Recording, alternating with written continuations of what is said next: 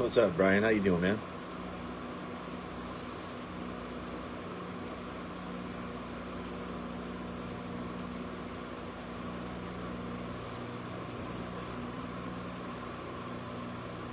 Give everybody a few minutes to jump on here. Today we're gonna get back to basics. Over the last few weeks, well, let me go back actually. Over the last year, our sales have increased exponentially, more than 5 or 6 times, which is a blessing, and we definitely appreciate it. But in saying that, we have a lot more equipment getting out into people's hands. A lot of people have more experience than others. So again, we're going to get back to basics. I've had a lot of people over the last 2 or 3 weeks message me personally with issues with either hooking up their or connecting their Timbre 6 or Timbre 8 component set, and or running wire for their subwoofers, and having an issue getting an amp to turn on or an amp to play, or the amp is in protection, or it's going into thermal protection or going into protection immediately. So I want to try to hit a few of those topics, because if we have one person doing it, no big deal, we can handle that. But when I have 5 or 6 people having the same issue, we want to make sure and address that obviously it's not an issue with the equipment, which is possible, right?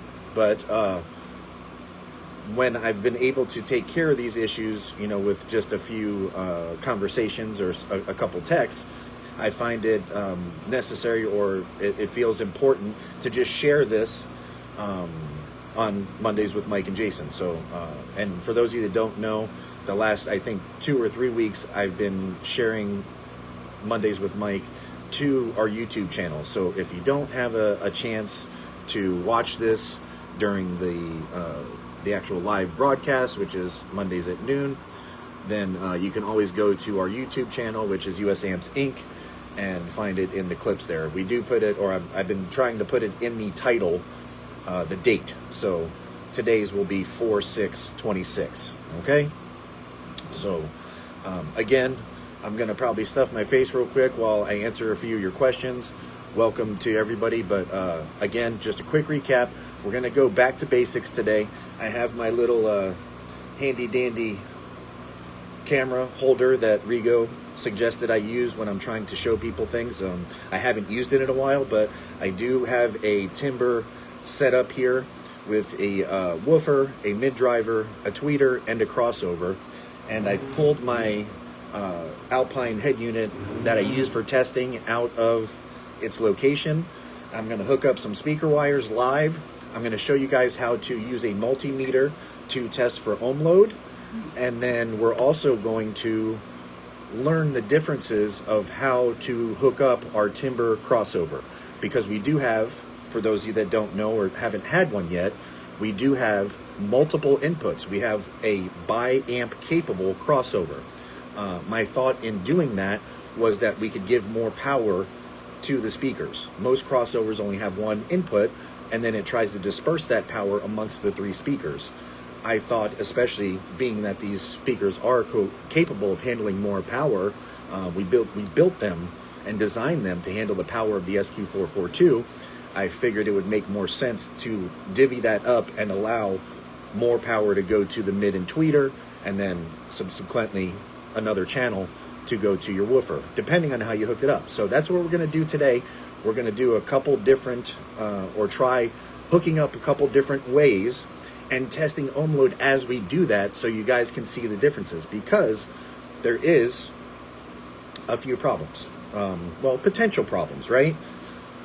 Obviously, depending on what you're using for an amplifier, most amplifiers, even ours, are capable of producing power up to or down to, let's say, ohm load wise, 1 ohm. Most amplifiers can't go below that. We do have some that are capable of that, but most people don't have those, right? Most of our customers are using the SQ442 for a pair of Timbre components, which is what comes in a set, and that's what we built them for. We built them for 1 pair per set.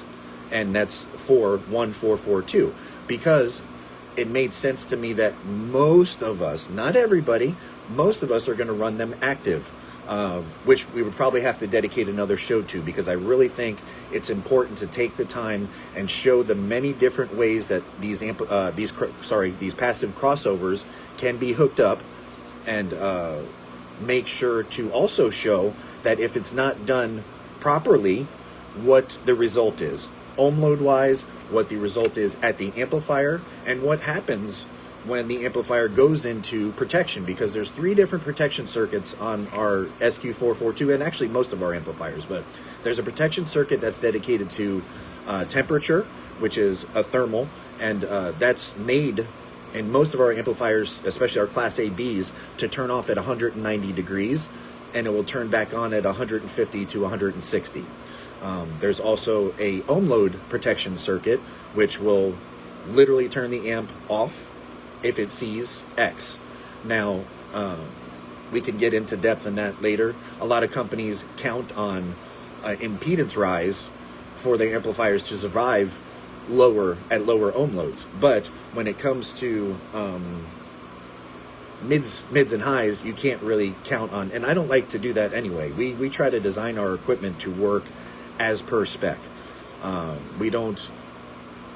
We've unfortunately, because of the industry over the last 10 years, we've had to kind of make especially our Class D line, and now our new version 2s of our Class A Bs, go along with the industry standard that everybody's been using lithium and other chemistries at a higher charging voltage in a way to try to trick the Korean and Brazilian half bridge and full bridge amplifiers into making more power based on impedance rise.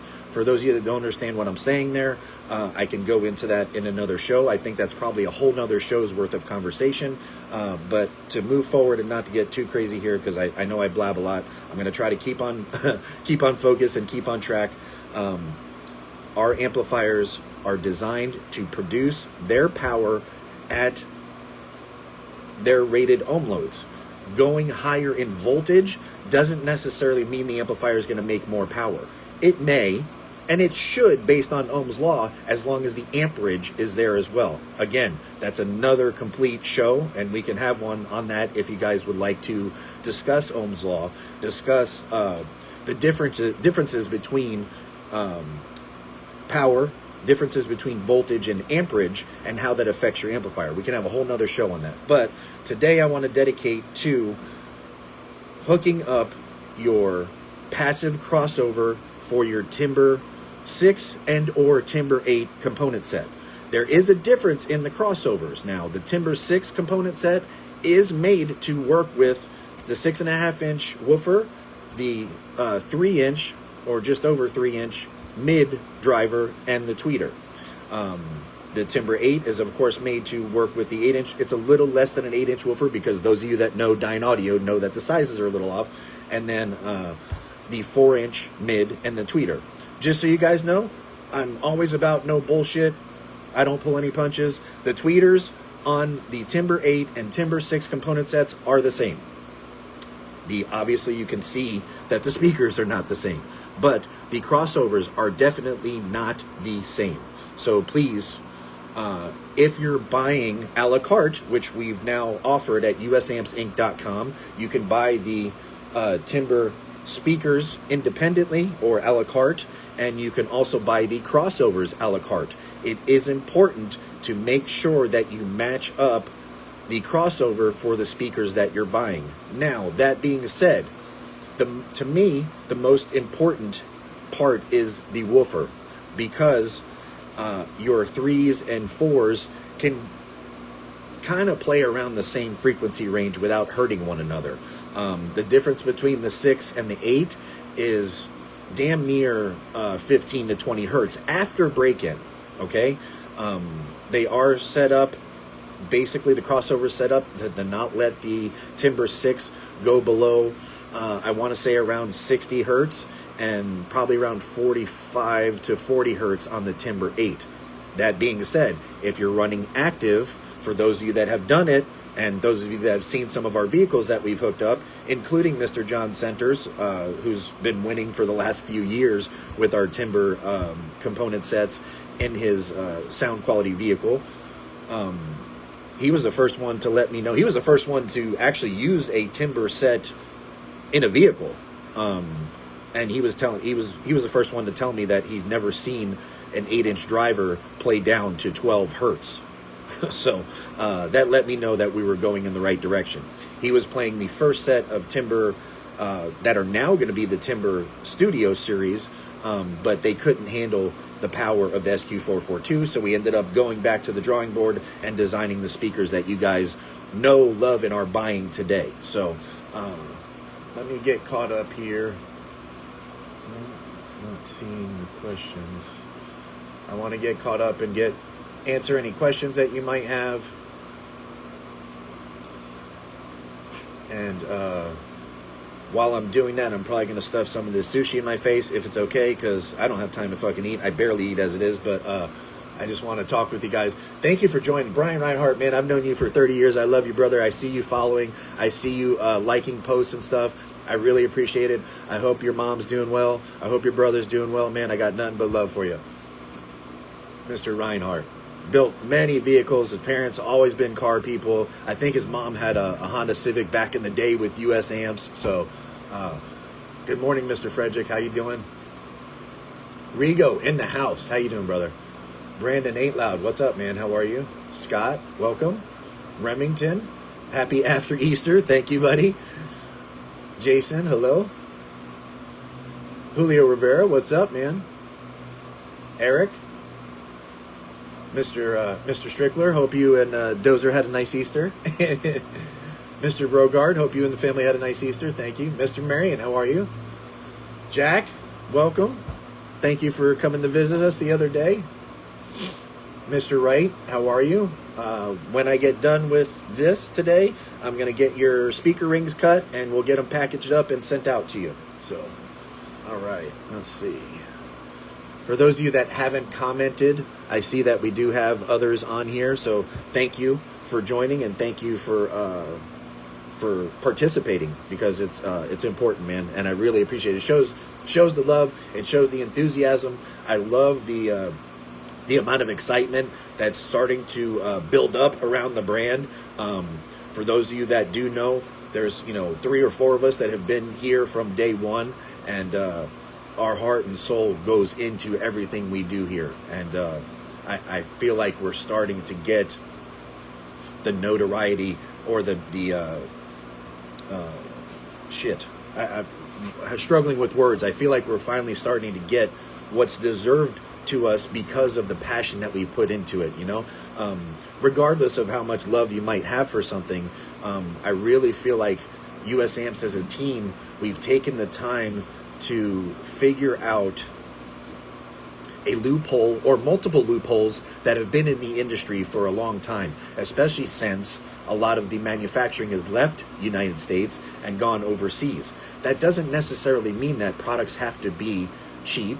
It doesn't necessarily mean that products have to be inferior, and it definitely doesn't mean that you have to let a build house do whatever they want. If you have the knowledge, which we are blessed to have between myself, Mr. Dirk Ecker, and now Sam, plus the people that we have in the field, the ability and the vehicles to test the equipment, real world, the equipment between the SMD dyno and the guy with the meter having the term lab. Now we have one here at the R&D lab as well. We use those pieces of equipment as tools to test our equipment, our prototypes, to make sure they're the best before they go into production. A lot of the issues that you'll see with other brands, failures on amplifiers, failures on subwoofers, all the failures is because they don't have engineers like we have. They don't have or take the time. Even if they don't have engineers, it takes nothing but time to take a speaker, even if you had nothing to do with its design. If it's your money and your brand, take the time to test that speaker before it goes into production. If you don't know what's wrong with it, you can see that it's fucking broken and send it back and say, hey, fix this shit. And then you test it again and make sure it doesn't do the same thing. That seems very layman and elementary to me, but not everybody's doing that. Us testing the equipment and giving it a burst sheet, especially, we don't do burst sheets on our smaller or lower end or impact line, but we still test them. It takes minutes, man. Why wouldn't a company do that? Why? I mean, I have to guess because they don't care. I don't want to speak for other people. I have to speak for myself. I've made that a goal from day one, that I was testing equipment when it was just me, and it's going to happen as long as I'm part of this company. I don't care if it's a $5 piece of equipment or if it's a $50,000 piece of equipment. It's going to get fucking tested before it gets shipped out to you. I mean, I've owned car audio shops throughout my life. It sucked to, I don't care if you're spending, again, $5 or $50,000. I remember being a mats dealer. It cost me $25,000 as a buy-in. And I mean, if 10 to 15% of that equipment wasn't what they call the industry DOA, dead on arrival, I mean, most of it was broken. And it's just part of, it's become norm in the industry. And I don't buy that, man. I don't dig it. You're not going to get that from US Amps. Same thing with all of our dealers. We don't have a lot of dealers, and there's a reason for that. We don't have any distributors, aside from, I think Woofers, etc. might end up being a distributor. There's a reason for that, because I've had many conversations with the owner.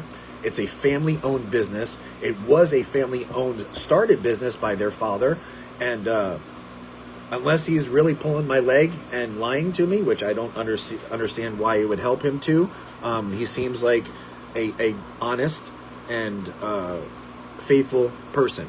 Everything that he said he was going to do, he's done, and I want to do the same for him. In saying that, he does want to offer our equipment, like on eBay and potentially Amazon and stuff, which I really don't like the idea because I don't want it to cheapen the brand.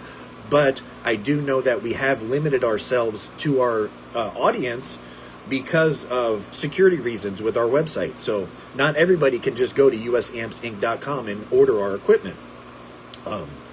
It's unfortunate, and that's why a lot of us try behind the scenes to contact people, or we take our emails and we try to contact the people and sell them that. But I honestly think that Woofers, etc. is going to be a good addition to the US Amps family by getting our reach out there where we can't safely.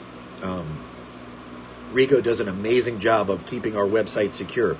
We've only had maybe one or two breaches over the last almost 2024, almost 2.5 years now. But and saying that, we do have thousands of attempts per day, sometimes per hour. So thank you, Rico, for everything that you do. All right, so let's see here. I don't see any more questions. I see a lot of people watching. We're up to 40 now, so thank you. Sorry I'm stuffing my face, but I'm going to do that until I feel like we have a lull in how many people are coming on. I do want to share the Merlin 10Ks are boxed and palletized. They are doing the same with the Merlin 5Ks right now, and I'm still waiting on a quote for air freight for those of you that have sent the pre-orders. So, but, and that being said as well, hey Jason. Hey, do you want me to turn the fan off? Yeah, please, maybe. Because I know usually that's... Yes, yeah, maybe, if you don't mind, maybe turning the other one on, yeah, just so we have some airflow. Oh, yeah. All right. The Merlin amplifiers, just so you know, when we were talking the other day, and I was asking about air freight, he said from that, now this is new to me because this is our first build house that we've dealt with that's in South Korea.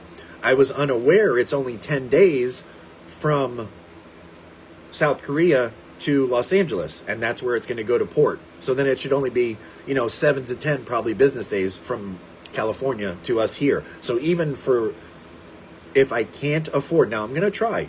If we get a quote for $4, $5, $6 grand, even though it's going to, probably kill us, I made a promise, and that's what I'm going to do. If it's under 10 grand, I'm going to go ahead and pay for the stuff to get air freighted. because I made a promise to you guys. But if it's 14, 15, 20 grand to get the pre-order amplifiers here, I can't do it. I can't do it. We have way too much going on here coming up. Between the Merlin line, the Merlin 1.5Ks are almost ready for testing. The Merlin 250.4s are almost ready for testing. We have the motors for the Merlin X subwoofers done and ready to ship. We have 300 more of the SQ442s version 2s coming. I mean, all that stuff. And the Exterminator line, the Neo subs. I mean, I don't know, those of you that saw the testing on the 2 Exterminator 15s last week, if you haven't seen it, go to our YouTube channel. We've shared some stuff on there. I know there's definitely some videos on Facebook here. Those Exterminator 15s are doing work, brother. I'm really, really, really happy and excited about the Exterminator line. They literally, there's not even an hour of break-in on those subwoofers, and they've already superseded anything that we've had so far. So for what's going to be USAmps's entry-level, basically, subwoofer, that it goes to show you what we've done here. We've been working on these subs for a very long time. They're taking place of the LH subwoofer, which did well. I mean, obviously, we have rings to prove what they can do. But then again, that also goes to show you that it's not just a subwoofer.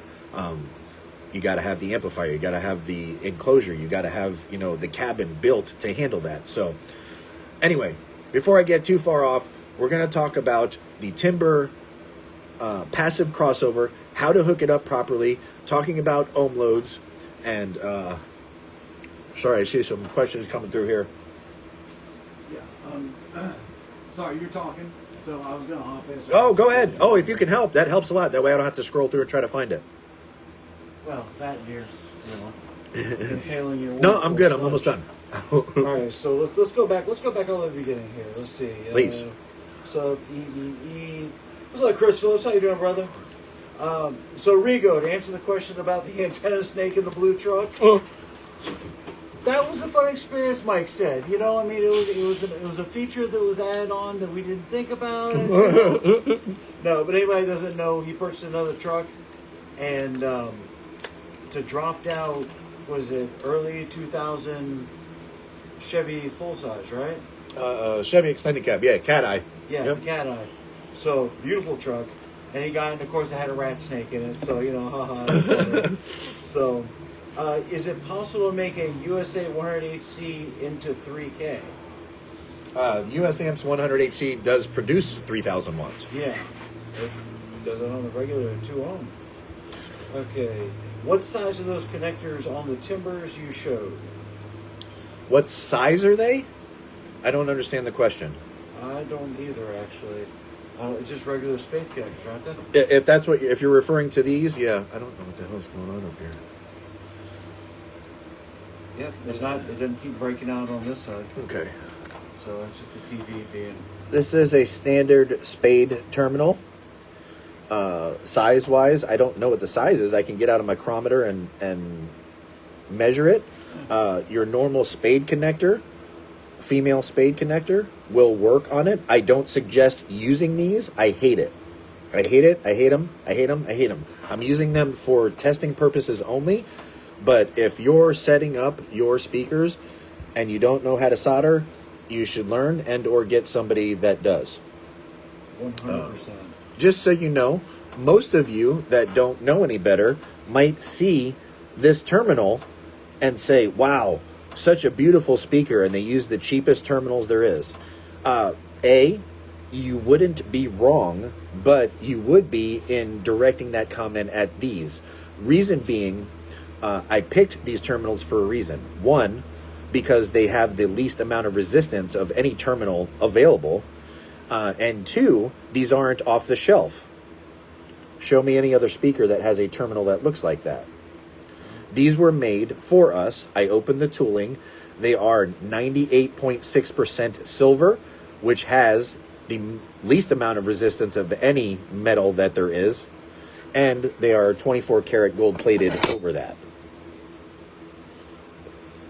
If you see that terminal has a little red dot on it, so you know the difference because they're both the same size. Red is for positive. Yep. Hopefully that answered your question. All right. Jason asked where my pink shirt is. Hey, it was Easter yesterday. We came back from the party. It's one of my comfortable shirts.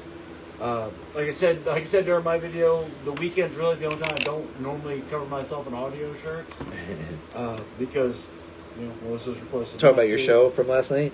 But you had a pink shirt on. Yeah, we went to the party and I came dressed in my. Yeah. So, let's see. Rigo says just posted the Term Lab SPL meter video on YouTube. Thank you, Rigo. The Exterminator 15's taking a beating. That's so true. Yes. They are insane, but even I'm flabbergasted on the amount it's putting out in reference to what we were expecting. Yes. It's always great to take a design, send it to the build house, and it come back bigger and better than expected. Yes. So that's always a positive. Oh, yeah. What's the highest charging the original SQ442 can handle? That's 15 volts unless it's modified. Original? Yes. Yeah, the original. Original hours or original in like the 80s? It says, what's the highest charging the original SQ442 can handle? Okay, well, if you're referring to the new US amps SQ442, then that would be 15 volts. If you're referring to the Generation 3 SQ442 that was made by US amps, 15 might be tight. It might not like 15 volts. Not sure. Oh, is that what that was from? I don't know. Oh. I'm trying it.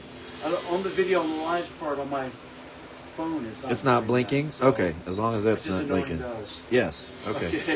Let's see. What responsive curve type is designed into the Merlin remote bass knob? Or the remote knob? I don't understand the question. In the sense of aggressiveness when you turn it. Some of the bass knobs that come with the... It's just going to be a one-for-one click. It's going to be... Is it infinite or is it... No. It's a start and stop potentiometer. Okay. Yeah. Now, I'm not going to lie. I did not design this potentiometer like I did with our amplifiers. So, can you ask him to stop with that until we're done, please? I will. Sorry, guys. The guys downstairs are doing some fabricating, and I just want to make sure that you can hear everything because I know sometimes there's problems with sound. I do have what's set up here, our tweeter. I have a 4-inch driver, and I'm pretty sure this is our 6. Yeah, Timbre 6. So what you should always do when setting up anything that you're doing in regards to audio, I don't care if you ordered a dual 2-ohm subwoofer or a dual 2-ohm speaker or single 4-ohm whatever, and you ordered the amplifier to go with it. If you're hooking them up, there's no reason you shouldn't take your multimeter and test. Now, this is not a positive, negative kind of deal. You can hook your leads up, and it's still going to show you ohm load because that's resistance. It's not positive or negative. Now, to note, the ohm load, depending upon the size of the speaker, the bigger the speaker, it's going to vary because just sound waves that are around. Like right now, the sound of the fan, us talking, things of that nature will make it fluctuate. But it's not going to turn a 4-ohm load to an 8-ohm load. Now, it'll give you 4.1 or 4.02 or something of that nature. That being said, I just tested this speaker with it upside down, and the cone is being pushed on by the weight of the speaker itself, and it's sitting on this blanket. So what it's showing me is not correct. And I know because I know the speaker. So make sure you don't have a fan near your driver that you're testing, because when it pushes like that, watch. Here, we're going to try to do this so you guys can see. I need 26 hands. I want to do this so it doesn't look like we're drunk here. All right. So, you see here we got 4 ohm, right? Watch when I touch this. See that? I barely touched it. Now, honestly, the wind will do something. Look, you don't see the woofer moving, but look at the meter. Hopefully you guys can see that.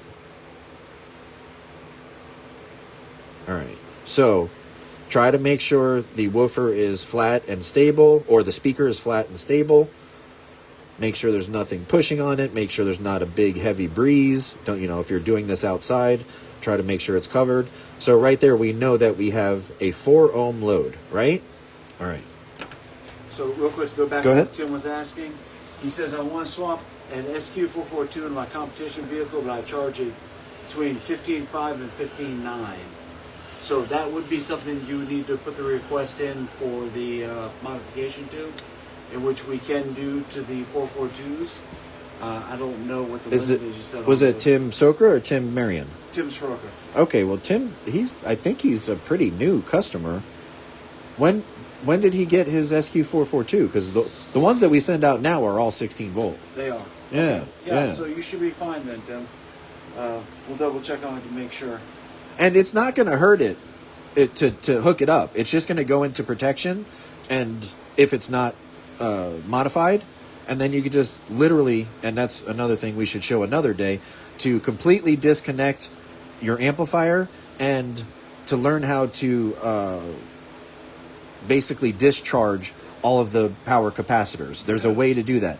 Because our amplifiers do have a large power supply and a large storage capacitor section, just because you unhook it doesn't mean it doesn't have power. And as long as there's even a half of an amp in that circuit, it's going to keep the amplifier in protection. You have to completely discharge the amplifier. I can't tell you how many, well, there's probably been 4 or 5 amplifiers that have been sent to us thinking that they were stuck in protection, and they get back here and I hook them up and they work just fine. Yep.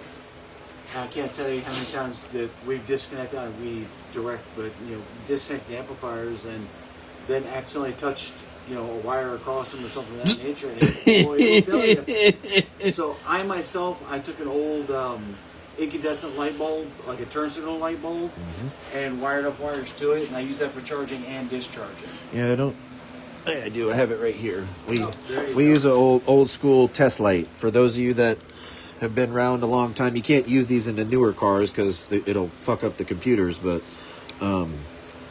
you can literally, on our amplifier, touch positive, the input positive to input negative, doesn't matter which way, and the light will light up and you'll see it get dim to nothing. That's how you know it's discharged. Yep. Good question. Thank you. Yes. Let's see. Any air movement or sound will give false readings. That's correct, Robert. Eric says same thing will happen if music is playing as well. Yes. It'll mess with the ohm load when checking. Yeah, you definitely. Absolutely. You never check any of your speakers, mids, subs, tweets, any of them live. You don't do that. The only time you check that is to see if they are getting a signal to them. But to test to see if the speaker is still reactive the way it should, you never test them live because it's going to give you a false reading. So I think on that, we're pretty much caught up with the questions unless I skipped over somebody. So I'm putting the top back on here because I have had issues before where, because this is a metal case, something on the back side of the PCB will come in contact with the case and then give you a false reading or, kind of mess up what the resistance. So, again, it's always important to make sure that your positives and negatives are correct because that will change your ohm loads. For those of you that don't know, you know what? A good rule of thumb, if you don't know, shoot, I don't have one here. If you have a 9-volt battery, that's what you should always use to test your speakers. It won't hurt a speaker, it won't hurt a tweeter, and even with your silk soft dome tweeter, if you pop, they call it a speaker pop. You use a 9-volt battery, you touch the 2 wires on either side, and depending on how the speaker moves, that tells you if you're in phase or not. If your white line, just for instance, you see this white line here, and then this other side has writing on it. If the white line is touching on the positive and the speaker moves out when you're touching your wires, that tells you you're in phase. So that would be your positive in that scenario. I don't have a 9-volt battery here to do that test, but again, it's just important to make sure that your positives and negatives are all connected properly. So I'm going to grab a screwdriver here quick, if I can find it. Sorry. I thought I had one sitting here waiting for me, and I don't. So the question was clarified on it, and it makes sense. I just can't remember off the top of my head. The base knot for the Merlin, those are smooth. They don't click, correct? I cannot say because I have never held one in my hand, and I don't want to lie or guess. See, I thought we had one here. Okay. I do not. Nope, that one that we have here we made. Oh, that was a full proto. Yep. Oh, okay. Yep. All right. Yep.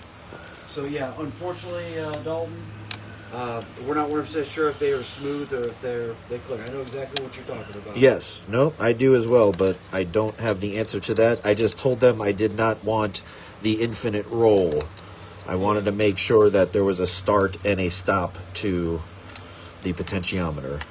Tim Sroka came back with, I probably got mine like 2 months ago or so. He should be 6 volt compliant. Yeah, that 16 should volt. be our 6 volt line. 16, sorry. 16. I copied you.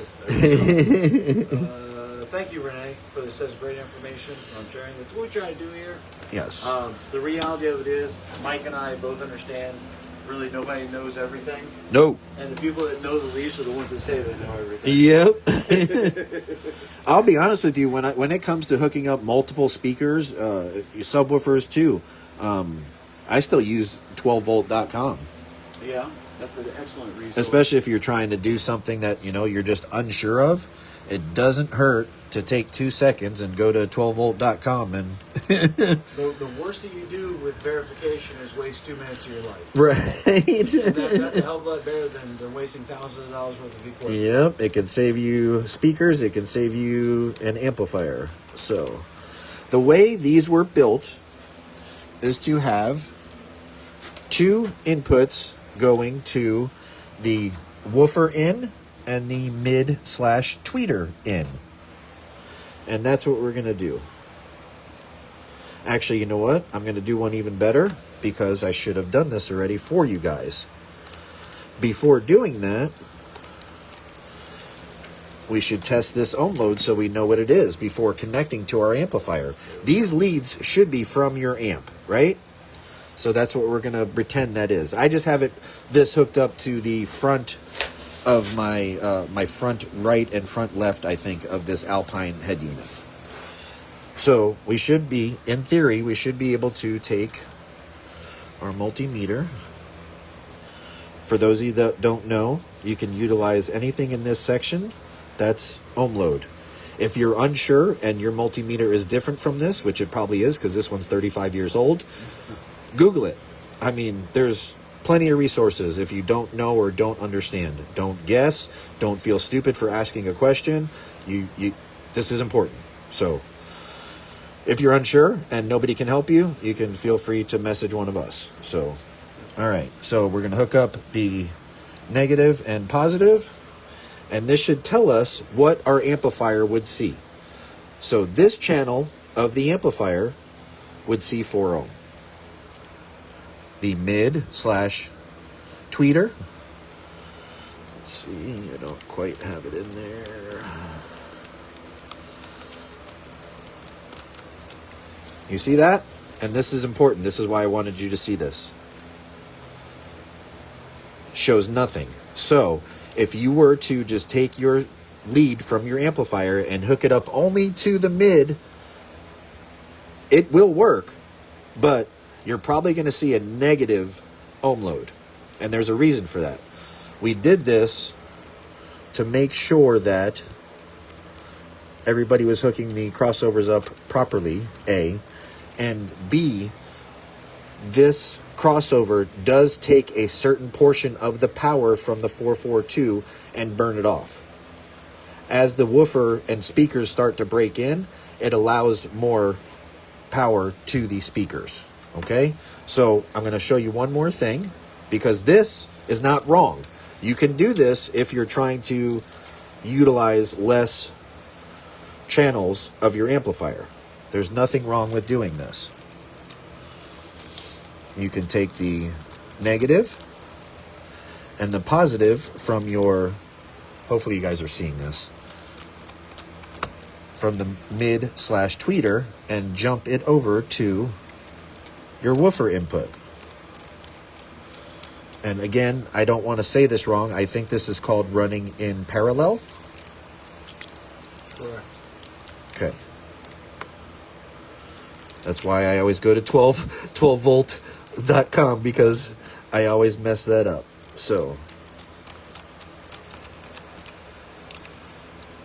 now, in theory, that should make this, if this had a regular 4 ohm load on it, and we just jumped it to the other 4 ohm, what would that give you? Anyone? Anyone? It should. So we're at 4 because of the way this is put together. It was done to not put more stress and or only limit the power that the speakers are getting. Okay?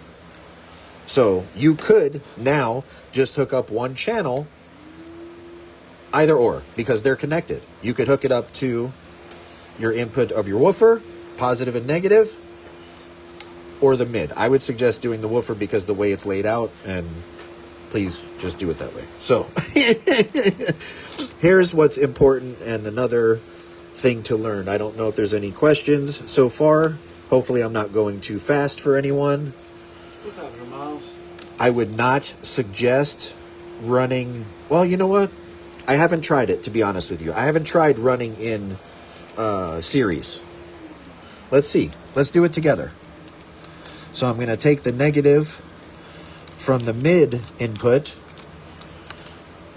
and put it on the positive of the woofer input. And then we should take what's left, and in theory, that should work, right? This should actually be like 8 ohm if they were dual ohm loads, but it's not set up like that. See? Okay, so now that doesn't work. So we can't do it that way. The only thing we can do is run in parallel, and it will give us a 4 ohm load. All right, so I'm going to pretend that we're hooking both channels up the normal way. How you utilize your lines or writing on your speaker wires, as long as you're the only one working on your system, that's completely up to you, and you can do whatever you want as long as you follow suit all the way. You know, there are industry standards. I think some people use writing for positive and lines, no matter what the color, for negative. I think that's industry standard. But again, if you're building your system and you're the only one wiring or working on it, you can do whatever you want as long as you follow suit all the way through. All right, so just so you guys know, I'm using the line on here for negative, just like I said earlier. Now, normally, you shouldn't be able to test this and get an ohm load. It shouldn't be accurate.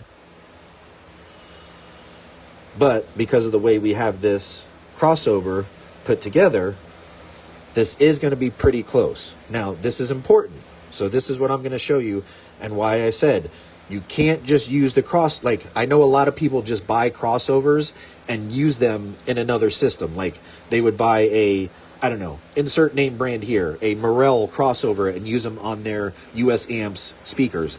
I would not do that with our crossovers. These crossovers are made to go with our set, and I'm going to show you the reason why here. So we know we have a 4 ohm load, right? Again, this is dead because it's jumped over, but I'm letting you know that that channel is seeing 4 ohm. Why? Because I built it. All right. So this is what's important. Now, if you decided, oh, I just want the tweeter, I'm going to try to make a 2-way component system. I don't need to listen to Mike. I don't need to listen to Jason. They don't know what they're talking about. It's a crossover. Why wouldn't it work? It will work, but wow. Okay, so just so you know, that's not right. I'm almost positive that I've tested this before, and when we were designing it and building it, when you remove one of these speakers, it dropped this ohm load to like 0.67 at the amp. Now I feel pretty stupid. It's still showing 4, huh? Okay.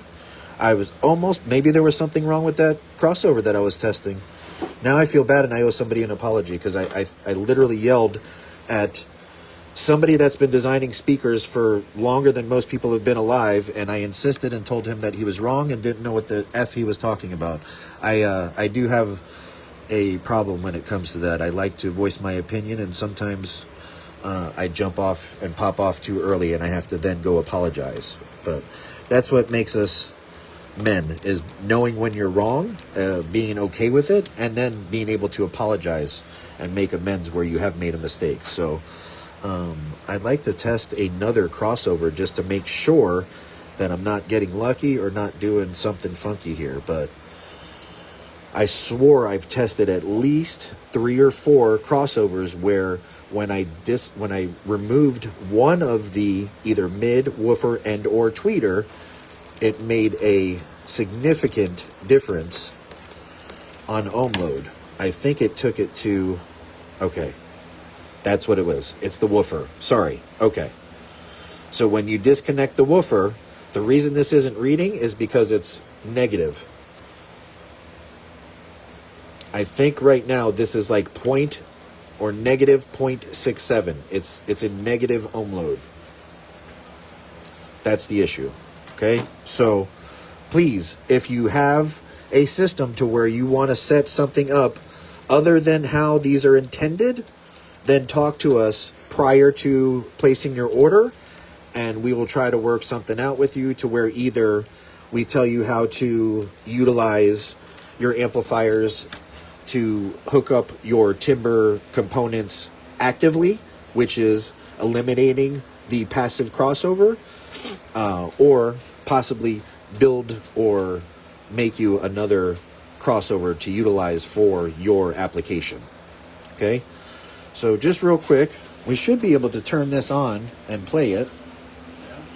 I don't see why not. I need to get rid of the SMD test tones that we're using and put some music in here. Let's see. That ain't it. Oh, sorry, you guys are probably bouncing all over the place. This is terrible camera work. Any questions while I'm doing this? No? Wow, really? All of that information and nobody has any questions? All right, that's cool. People are watching. Good.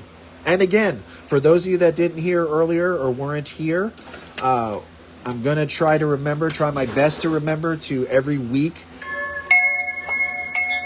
share the Mondays with Mike or Mondays with Mike and Jason to our YouTube channel. Go to YouTube and look up US Amps Inc. So, as of right now, this Timbre 6 setup, it just went out, is connected to, oh, it's playing very low.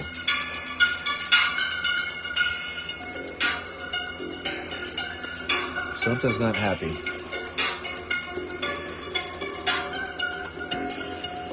Oh, there it goes. Something's not happy.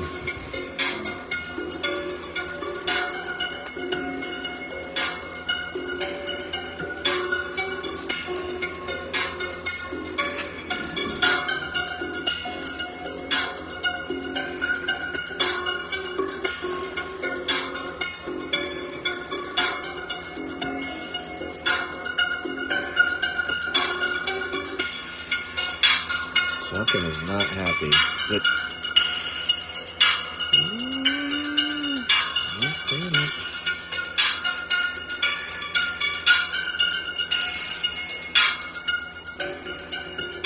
Power. That's where it's sucking out of the radio. Yeah.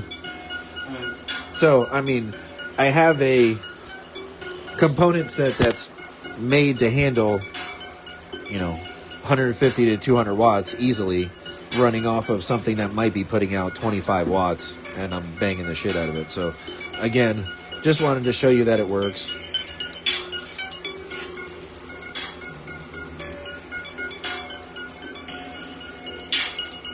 How do you wire the crossover for an active system?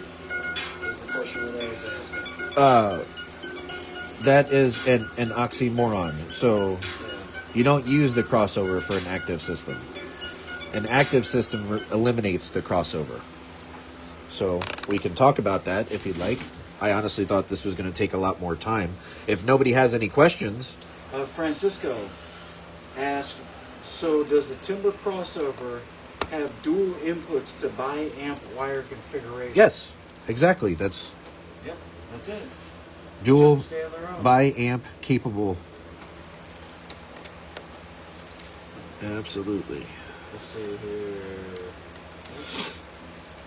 Hey, what's up, Mitch? How you doing, man? Mitch Sampson. Mitch. All right, Jason Hartson. Jason, how are you? I had a set of Rockford Fosgate power mids and tweeters and 400 watts. Melted the crossover. That's the first time that's happened to me. Well, if you overpower something that's not meant for it. What were they supposed to handle power-wise, and what did you give them? Yeah. That's not stayed in here, but I'm going to assume it was a wee bit more than what was expected. So, to answer, I think, a question that we have in there, how do we hook these up active? So, that depends on your system, okay? What we have out in the shop right now, I guess we can talk about if that helps, but depending on what you're running. If you're running just one pair, which is one set, you will have 2 of your woofers, 2 of your mid drivers, and 2 tweeters. I like to try to split things up. I don't know if it depends. Again, are you using a DSP? If you're using a DSP, that changes things. If you're not using a DSP, I like to split up the stress on the amplifier.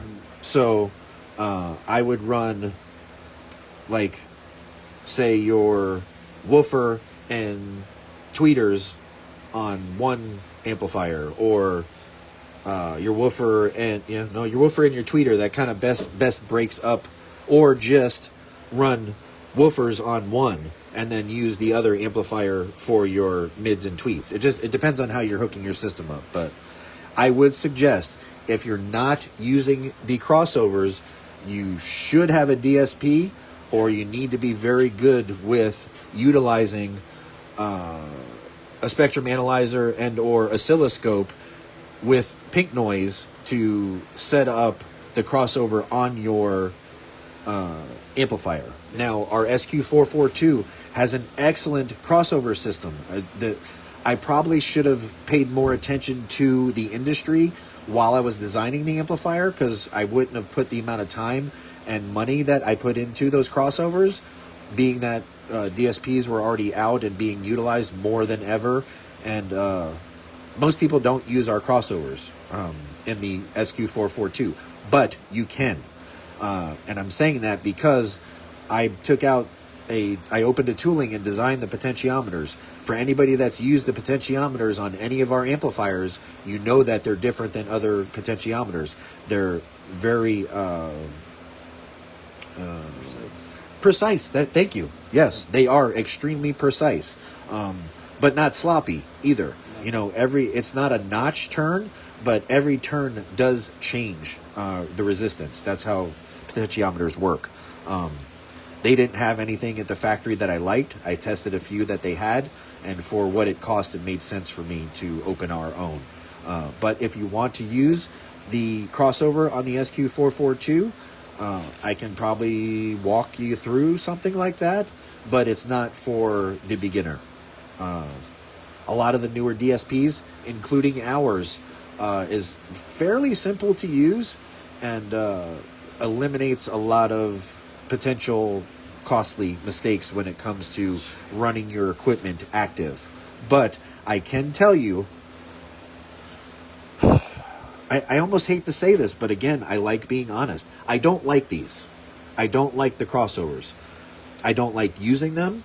I only design them to try to protect the public from themselves and to give more opportunity to those that didn't want to spend $1,000 on a DSP, or maybe just wanted to hook this up to a head unit for power, which doesn't make much sense. But again, I was just trying to broaden our customer base. But if it's up to me, I would throw these in the garbage and never use them. I would only use these active.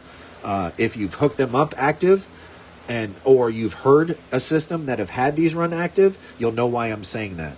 The difference in the sound is night and day. Night and day. These are, and I've said it before, and I'm not saying it again because they're mine. I'm saying it because I've yet to hear anything that compares to these at any price. Some people don't agree with my choice of a silk dome tweeter. This is a treated silk dome tweeter.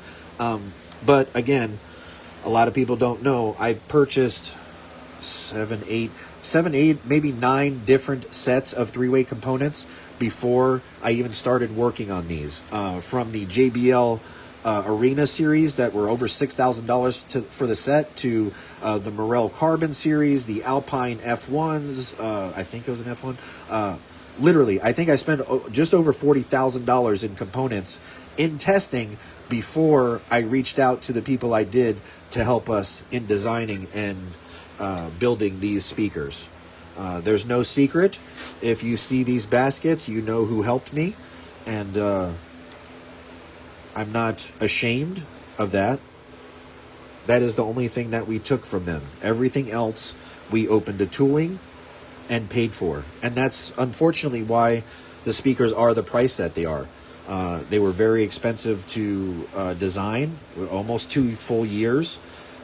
This actually up here is the original Timbre, not the tweeter, the woofer is the original Timbre 6.5. Brendan has the 8s.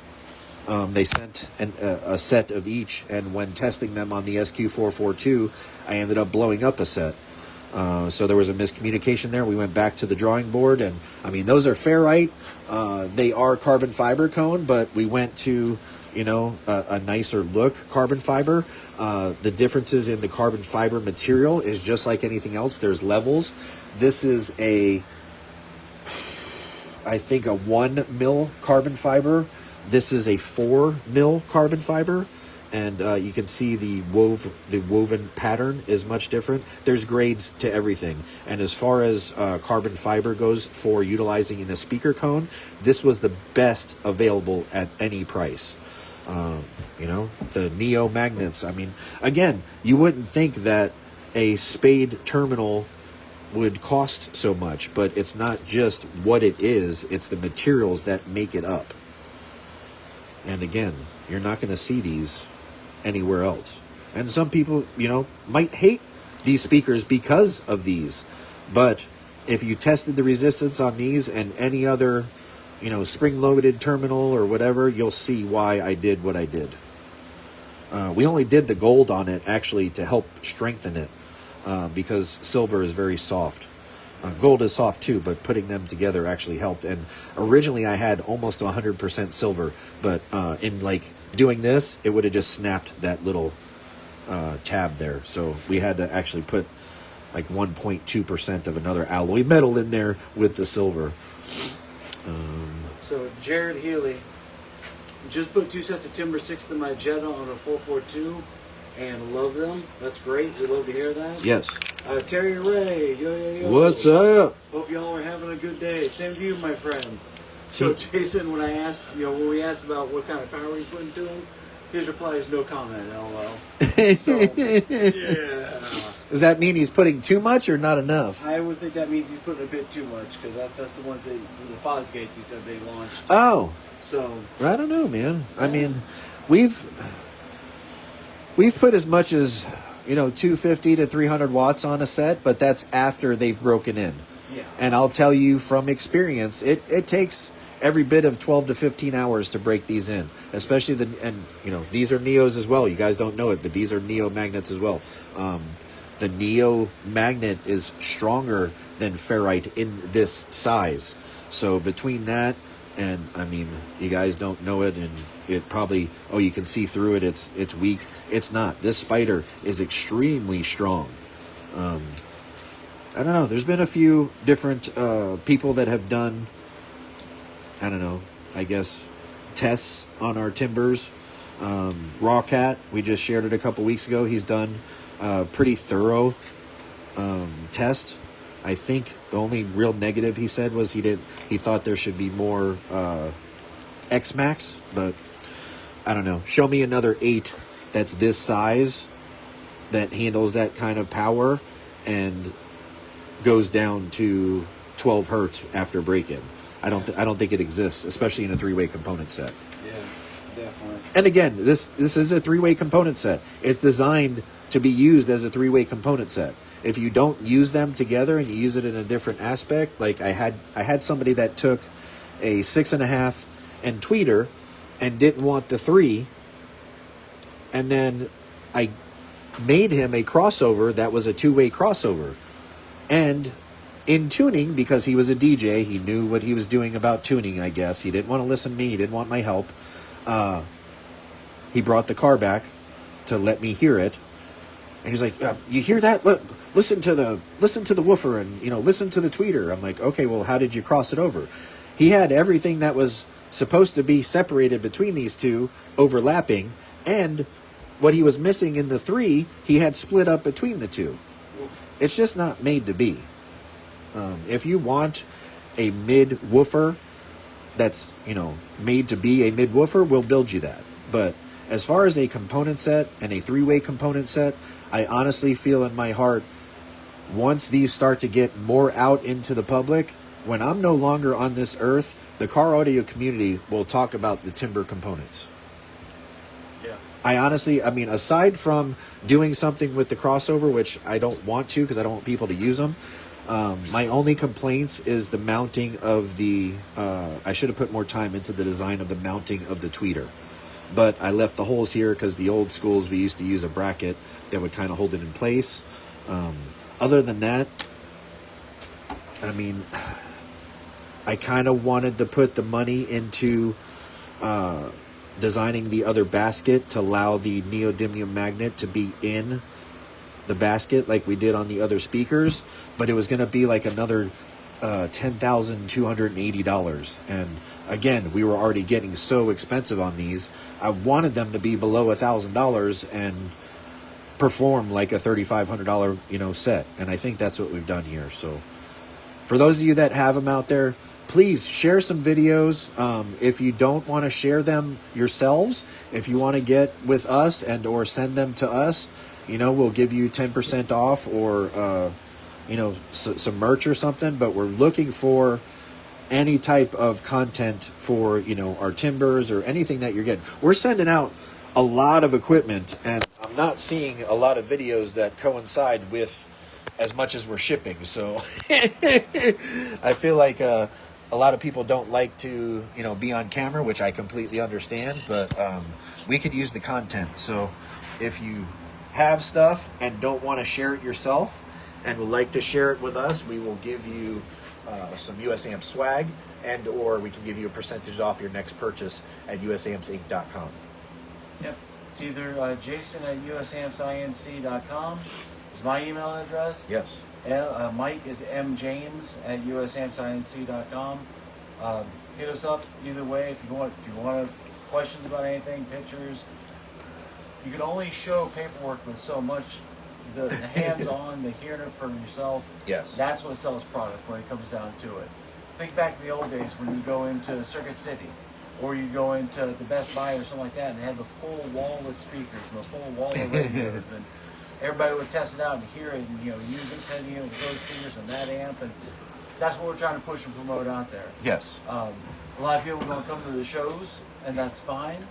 But the shows, that's the original reasoning for the shows back in the days. Yeah. Was for the consumers and the manufacturers show off product to match out. Exactly. There was no internet. Yeah, that's how we did it. So Terry Ray says that the potentiometers are the best way, the easiest ones I've ever set with a scope. Thank you. That's awesome. That's Thank great. you. Oh, I'm glad you did that. So are you talking about on the 500s? He didn't. He wasn't specific, Okay. but I would assume so. Yeah. Yeah, he's got 3 500s in his build, and those are the same potentiometers that we used in the 442, the 50, and the 100. So Excellent. Eric says silver's a great conductor. You're right on that. Mitch says I purchased the Timbre 6s over the weekend. Thank you for that, sir. hey, thank you. We try to get stuff sent out as fast as we can, but you know we're a company and we're doing good, so that's not always bad. No, thank you. Jeff Kyle, the new DSP with onboard amps should be able to run the Timbre tweets and possibly the mids, or run mids and woofers with the 442. Correct me if I'm wrong. I don't know what power ratings the new DSP will have. Jeff, first of all, thank you, Jeff, for all of your posts, all of your likes. You're sharing the shit out of our almost everything, and I think at this point you seem to have one of almost everything we have. So thank you. But yes, and thank you for bringing that up, because that's one of the reasons that we did what we did with our DSP. You can utilize any of the 8 channels that are 25 watts. Sorry, I think now 45 or 65 watts per channel for the tweeters, and I would suggest doing so. Yes, absolutely, absolutely. That's excellent. And we do have an 18 channel coming, just so you know. Yes, we have the 12 channel that everybody knows, but we have an 18 coming that's going to pretty much be the same thing, just have an additional 6 channels that you can control. So we'll be testing that here in a couple weeks as well. I can't wait. A lot of things are happening in the next couple of weeks. Yes, yes. Keep an eye on us on Facebook. Keep an eye on us on the Monday Lives, on the Sunday Rambling with Jay. You know, keep track of them, because all kinds of stuff could be coming out. There's going to be all kinds of deals happening too. Right now, a good gateway to that, it's 10% off. Is it the Timbre series that we've got? I think you pretty much Rigo put up everything. Yeah, 10% across the board. So I mean, if you share content with us, and I'll double up coupons, man. My grandmother used to do that shit at the grocery store. You can get as much as 20% off of products right now. So you can't really go wrong.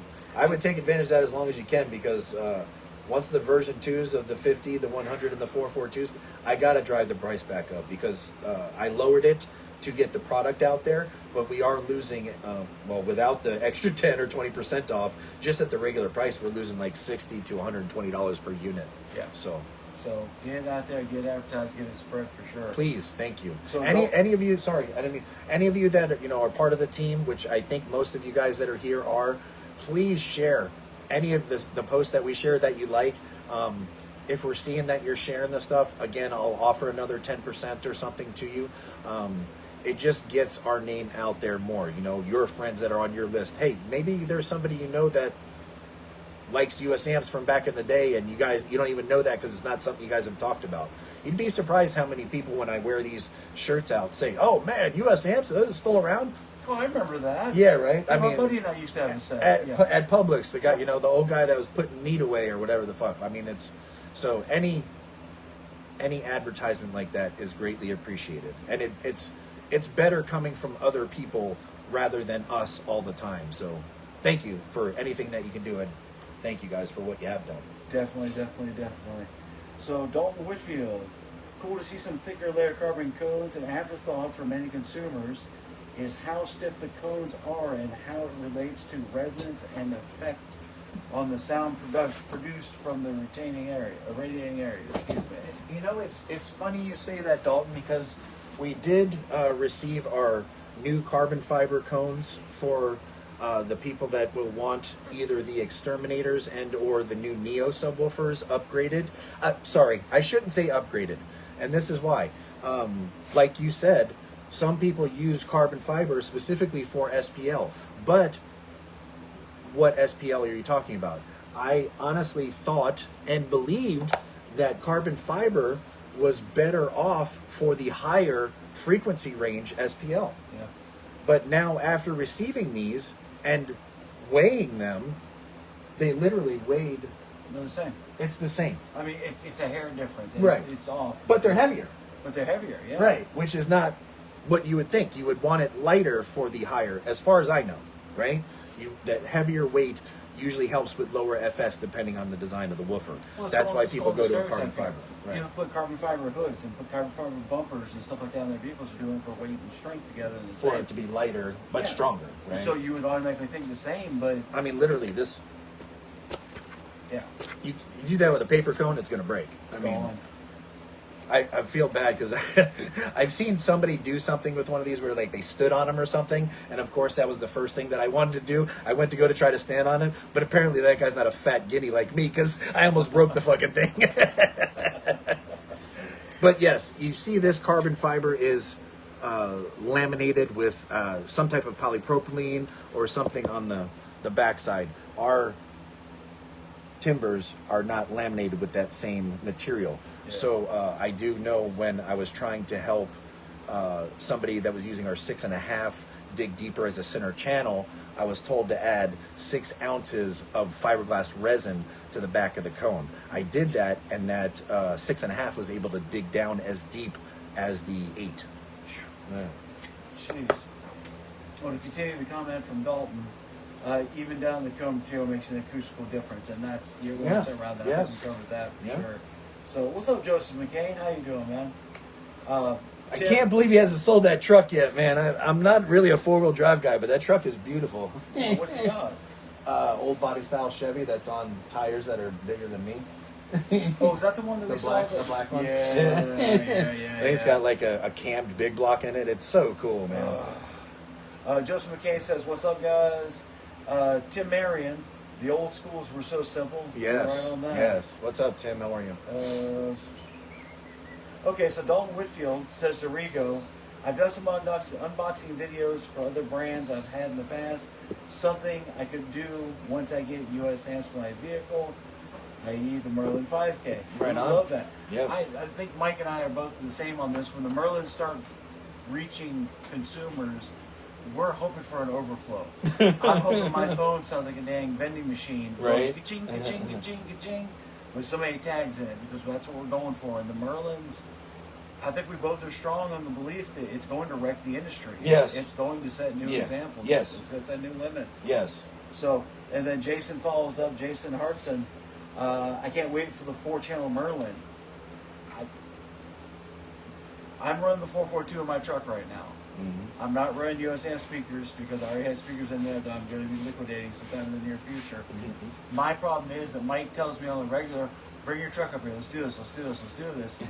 But I'm here to do other things and to help the company, and I'll get to mine when I get to mine. I need to break that because made of steel, I want the Suburban to come out the gate and make people go, huh? What was that? Yeah. Because what we're doing with the subs and what we're projecting to do for the mids and highs and make it a presentable show vehicle in the sense of it. So I usually, as USAmps, I usually skip made of steel. That's not happening this year. USAmps will be at made of steel, and we're coming strong. A lot of the builds that you guys have seen on our videos or on our YouTube channel or on Mondays with Mike and Jason, a lot of the builds that are here will be at made of steel. Probably the F350 SEMA build that Phil has. Hopefully any of his other builds that have USAmps in them.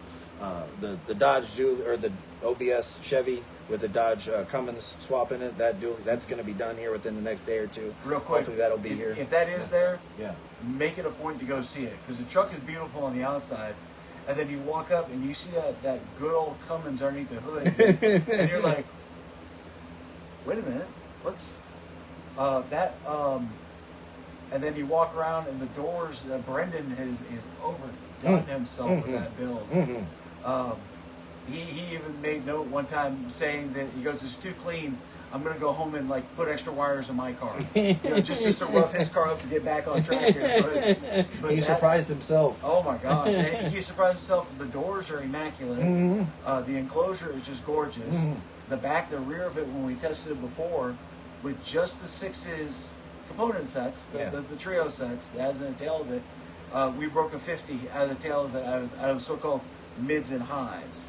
So, I mean, they're not even in it. That's the thing, he designed that. It was more for just a wow factor. He's like, what, can I do? Yeah, go ahead and do it. But, I mean, we've had people here, regardless of whether they like me now or not, we've had people here that have been around audio long enough and heard plenty of stunt walls, and they've said, wow, when they heard this truck. So that wasn't my initial thought, but now that it is, I'm kind of excited to see how it does compared to the stunt walls. That's never really been my thing. I don't like horns. I have some that I've designed, compression drivers. I'm still working on lenses because I don't like how they sound. No matter what you do with the lens, it just has a hollow. It sounds like you're talking in a Pringles can. Exactly. Yeah. You know, that's wow. And that's one reason why I used a silk dome, because the titanium, there was a bunch of different ones that we tried, and it just didn't have that softness to it. And I tell you what, man, the back of that Suburban sounds fucking good. The back of the Suburban has one of the things I always shoot for, is you could put country in it, or you could put old school rap in it, and you put everything in between, and nothing is not going to sound good that comes out.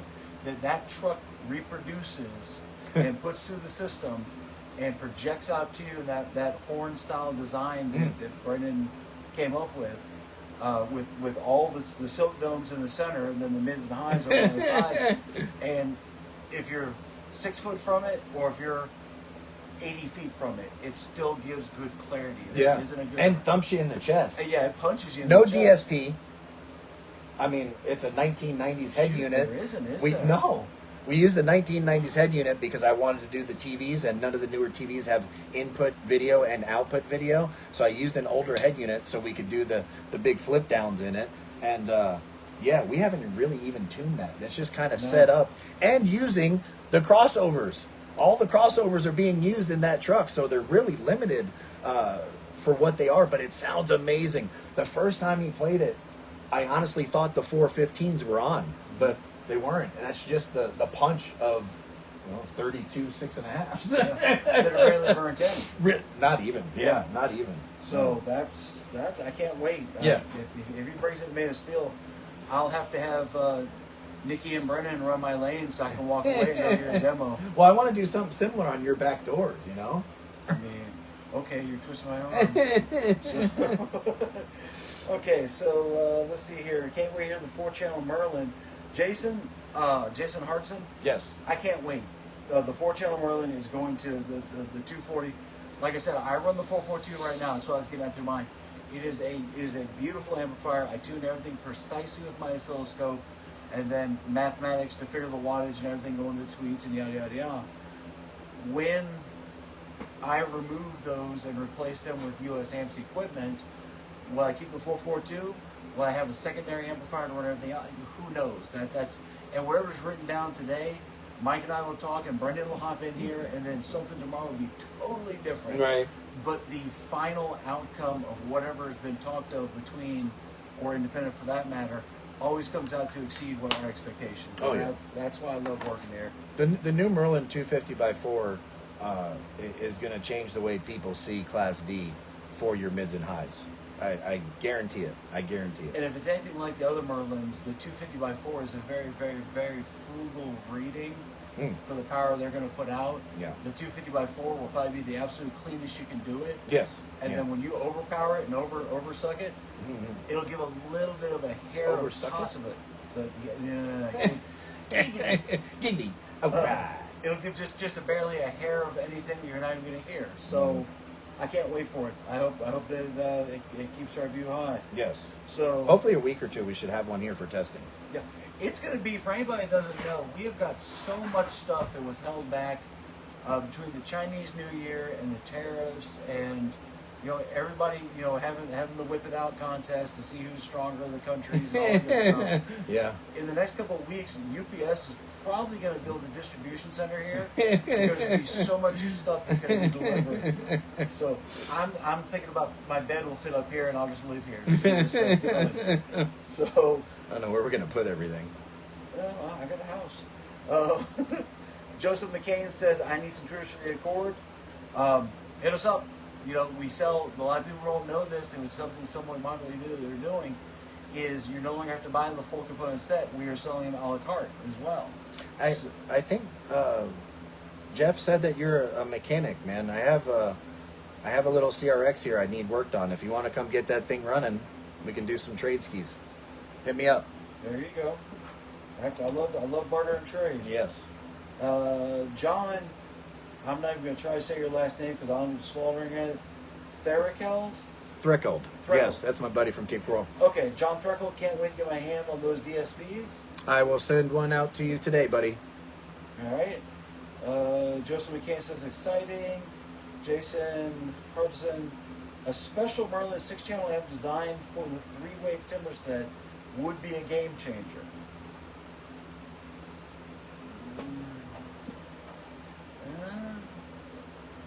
Because the silk domes don't need, what are they rated at, like 30 watts? Yeah, I mean anywhere between 25 and 50 watts they can dig. Yeah.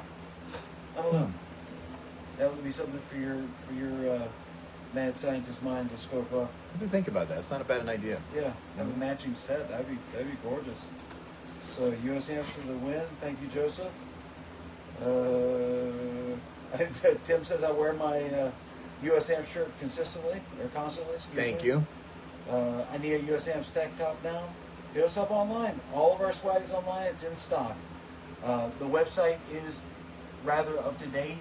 If you see something on there that says that we're out of it or out of stock or something, usually means that we're really good on keeping those in sync with each other. Mm-hmm. But still hit us up because we may have something hiding in the garage that, the storage garage that may have skipped out on inventory. Yes. So let's see. Eric says I would love to do a carbon Kevlar hybrid for a cone. I'm pretty sure that's what those are. Yeah, that's worth thinking. This is what it is layered. So let's see. Fantastic amp. I did one as well. We still have a bunch of the first version of the Merlin 1000.1s. This one is broken, and I took the label off of it. They actually have a hard plastic label here. These are. It is an actual 2-channel. Full range Class D. They do somewhere around 2,000 to 2,400 watts at 4 ohm bridged mono, but it is a 2-channel amplifier. I think we have, I want to say like 6 or 8 of these left. I want to blow them out to anybody that wants some or wants one. Just so you know, Christian Copenbra has been using these for almost a year in his sound quality Cruise, Chevy Cruise build. He has 4 of these in his vehicle. And even though it's Class D, he's been placing 3rd and up in his class for the last 8 or 9 months. It's extremely clean and right now a very inexpensive amplifier. If you want to buy some, let me know. Let's blow them out. There you go. Renee. She said, excuse me, he didn't unbox video for the SQ442. Do I need to make some more? Yes, please. Make as many as you can. Anything you got, any speakers, any amps, anything. Even just take random videos of playing different kinds of music in it with, hold your camera, put it on a windshield mount or something of that nature so that we can see and show and prove the wide range that these amplifiers are meant for. Oh my gosh, here we go. We can put it up here to where everybody can see. No? HU. It's too heavy to just sit here and hold. You want me to hold it while you try to... That didn't really help.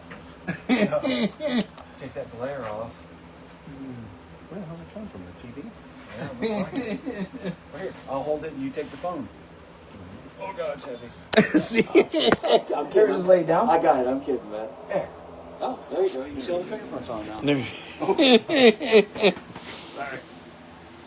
Oh God, these amps are gorgeous. For those of you that haven't seen the Merlin 10K in person, and this is not in person, but you're seeing a live shot.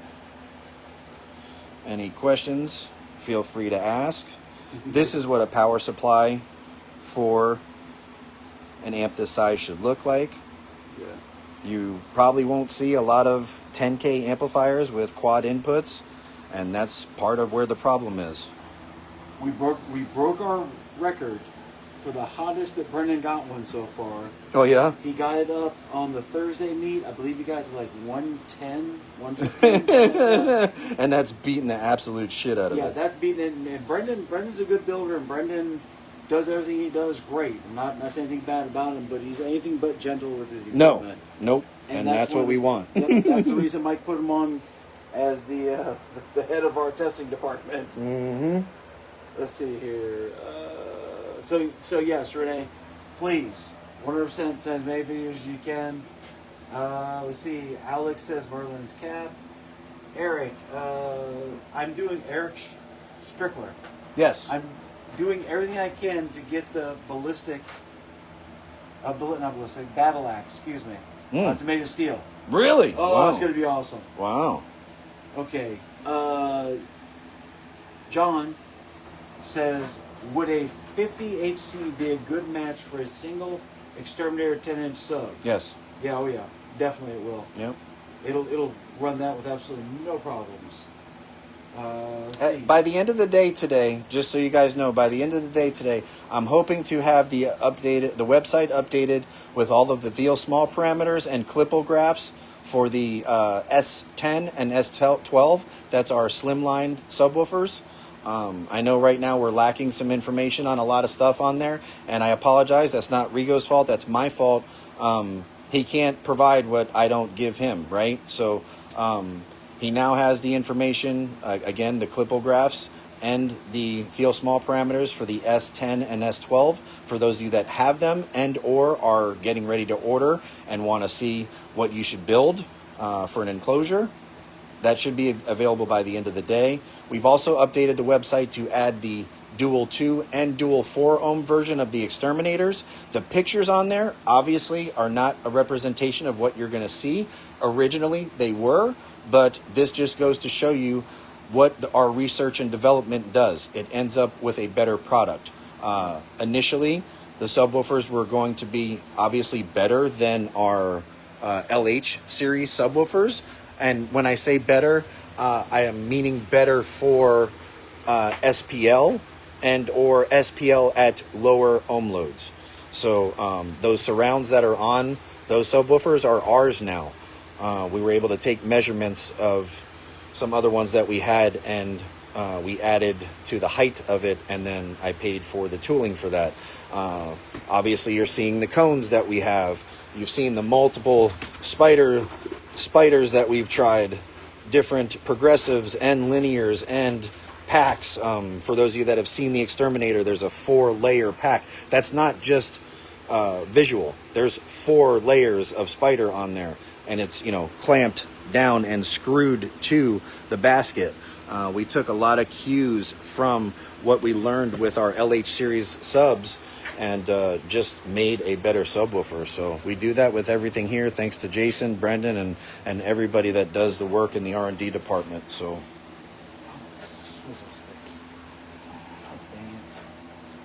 refresh it and wipe it out, but we're caught up on it now. Oh, okay. All right. I believe there's one more down below Eric's right there. Let's see. I probably have to reset here.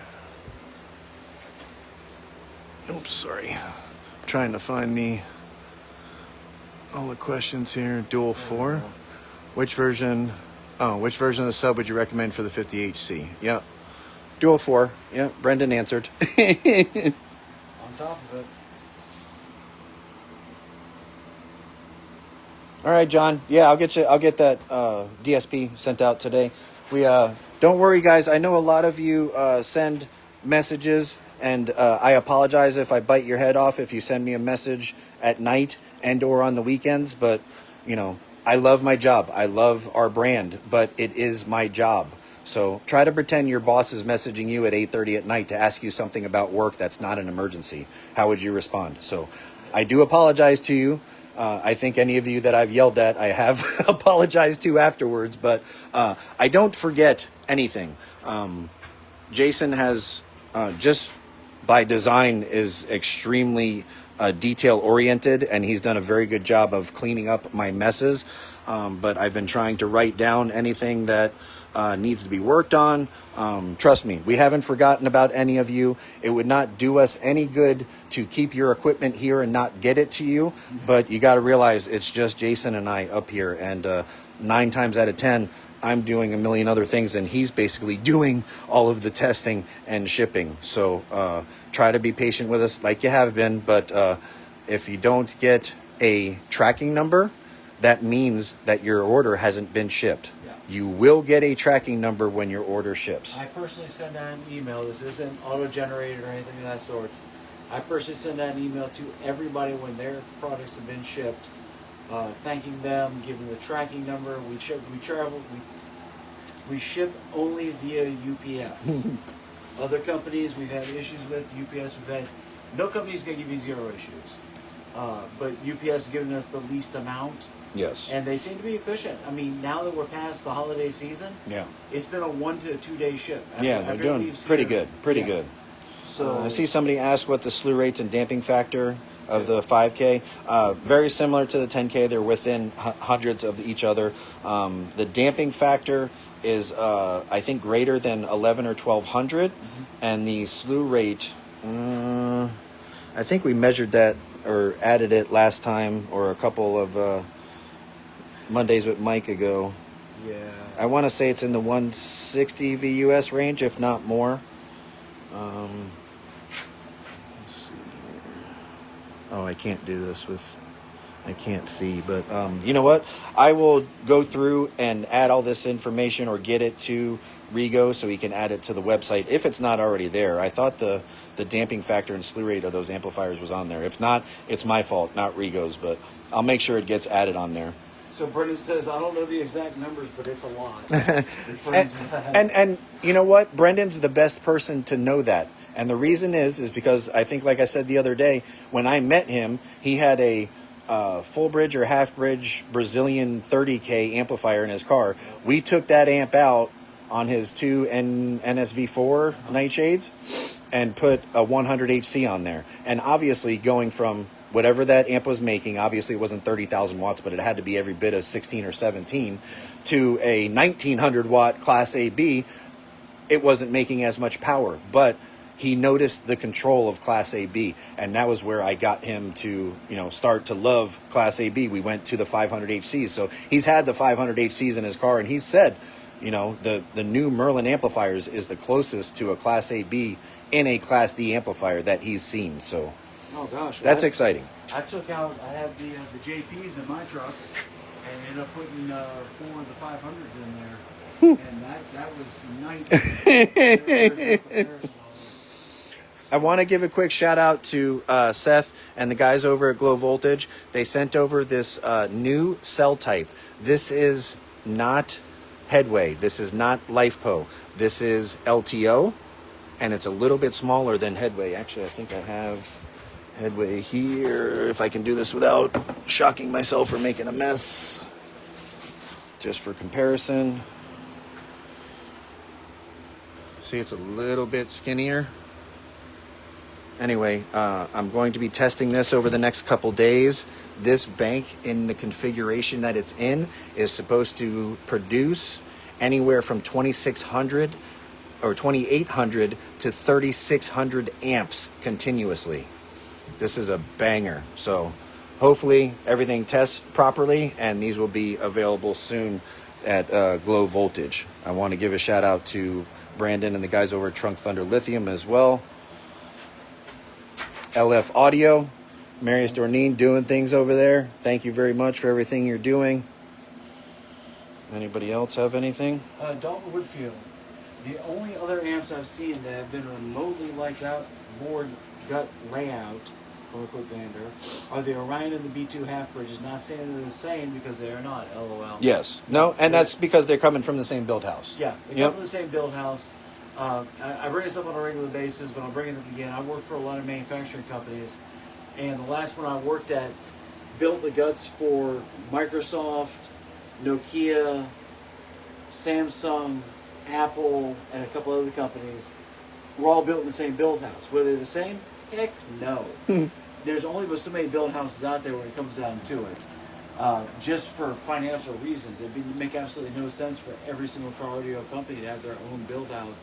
It would get expensive real quick. Mm-hmm. So, but what happens is in the example for US Amps or Orion or what have you, is that company will send their design to that build house, and that build house doesn't question anything. They do exactly what the company's requested. Mm-hmm. So it may look the same, may smell the same, but there are definite noticeable differences in it if you look at them. Trust me, their engineer fought with me over adding the kind of slew rate that I was wanting to add to the amplifier.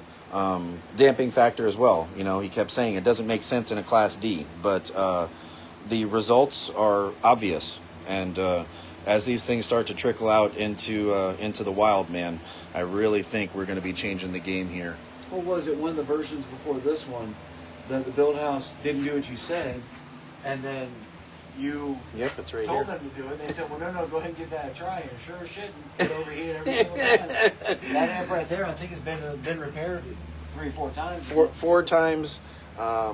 And what they kept doing instead of upgrading the power supply, like I kept asking, was putting a bigger resistor on the protection, which doesn't do anything because then we ended up blowing the output sections. So God bless S&I. I hope you think your engineers know everything, but you don't. And I feel bad for those that are paying big money for what I guess this is now another brand's Team 10K. It is definitely not ours.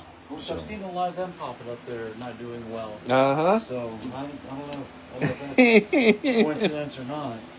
Nope. But this is one of the few amps that I've sent to Dirk that he went over and went through and was impressed with and didn't make any changes aside from some aesthetic changes, but nothing electronically. Yeah. That's. Hey Harold, how are you? What's Matt, up, what's Matt? up? No, you're good, buddy. Bo, what's up? Bo Carlson, my boy. What's up, man? Oh, we got Greenhorn in the house too. What's up, Greenhorn? Let's see. Harold says good morning, so you must be over more towards the west coast then. Yes, It's, yeah. It's 140 here, so. If we don't have any other questions, man, thank you guys very much. Appreciate everybody, all your support. I appreciate the contribution, and I know a lot of people are at work or taking your lunchtime to spend time with us. If I didn't cover any questions on the connection of the passive crossover for our Timbre set, feel free to reach out to me. If you've had issues connecting your Timbre component set to your SQ442, 50HC, 100AC, whatever you're connecting to, feel free to reach out to us. Again, the amplifiers are set up to protect you from yourselves. The protection circuit will most likely kick on before it does any damage to the amplifier. If you keep trying to force it to turn on, you might be able to trick it into doing some damage to itself. I don't know. But if the amplifier goes into protect, check your wiring, man. Check your wiring. As I said before, Jason, myself, we all check and test everything before it leaves here. You're not going to get anything dead on arrival. So if you're getting an amplifier of ours and hooking it up to speakers of ours, and you did it without using a multimeter to check your ohm load, that's where I would start. That's where I would start. Check your ohm loads. And you can't check it. Most amplifiers, you cannot check your ohm load with your speaker wires input to the amplifier. It will not be accurate. It'll backread the rest of the circuit that's connected up to it. If you can read your speaker with it hooked up to the amplifier, you might want to check your amplifier because something ain't right in it. I'm curious why so many say, oh, it doesn't matter, slew rate above X or damping, but then reality says otherwise. I'd like to see that type of date be more prominent for consumers. Even AI argues it. Well, unfortunately, AI is consumer driven. It gets its knowledge from the person that gives it the information. I'm currently working with a friend of mine that develops AI software to make a Sparky for our usampsinc.com to answer questions for you. But it gets its information from me. So if whomever's giving that AI software that you're using the incorrect information, that's what it's going to respond to you. I can say everybody that's utilized our equipment and over the last 5 years, even prior to us releasing product in 2024 of January of 2024, everybody's, damping factors, same thing that you're saying. That means nothing. It's bullshit. And now you're seeing a lot of those companies, or a lot of newer companies, utilizing those terms and utilizing them incorrectly, saying dampening factor. That's not the correct terminology. It's damping factor. If you guys have questions, feel free to reach out to me. I had to learn it myself. I'm not a genius. Thank God for Dirk, because he's taught me a lot over the last 5 years. Please reach out if you have any questions. I'd be glad to answer anything we can. Nothing else? Oh, you came right at the perfect time, Ruben. We're about done. What's up? This will all be it'll be reshot all the way over Facebook. Yes. And then also, as Mike stated before, it'll be on the usampsfamily INC YouTube site. Yes. And Just gonna give a quick walkthrough of the shop here, and then we'll say our goodbyes. That's the infamous snake vehicle. He's in here somewhere. He snuck his little head out here and scared the crap out of me the other day. This is the Suburban with the wall of timbers. I think we're going to check. We're going to set up the term lab on the table out here today or tomorrow and see what this vehicle does as far as SPL for its subwoofers. But again, Brendan has done an amazing job on this build. We are very, very, very close to being complete with this build. So we're only an